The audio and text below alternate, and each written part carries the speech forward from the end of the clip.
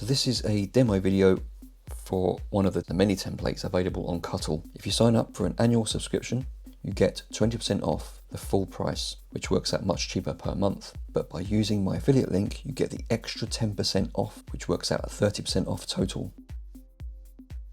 So this is going to be a demonstration of the new name puzzle template. These are fairly straightforward to make. There are lots of tutorials out there on how to make these, but this is even easier. Everything's ready to laid out. All you need to do is change the name and the font and the sizing. So let's go ahead and do a quick demo. So let's do one for Glowforge. There we go, simple. Let's change the font. Let's go with Arsenal, best club in the world.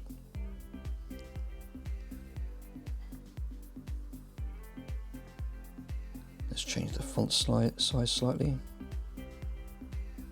So we've got, it's quite big actually. Let's reduce the font size. We don't really want a 15-inch puzzle. Let's go with a 10-inch puzzle. Let's reduce the font size. There we go. See how it adjusts accordingly?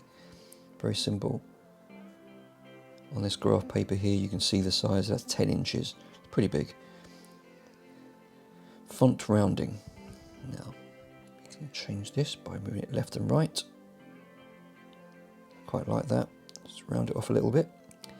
Letter spacing, we can make it a bit more of a gap in between each of the letters, but I'm going to put them a bit closer together, so there we go.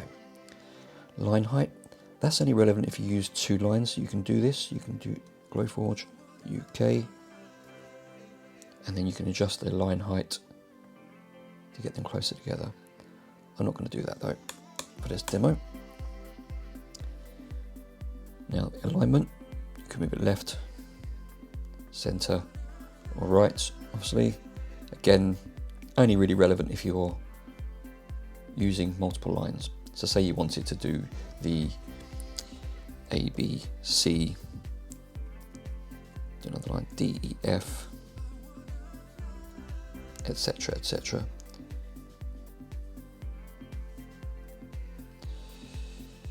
G, H, I, J. You could have more aligned to the left there, or center them.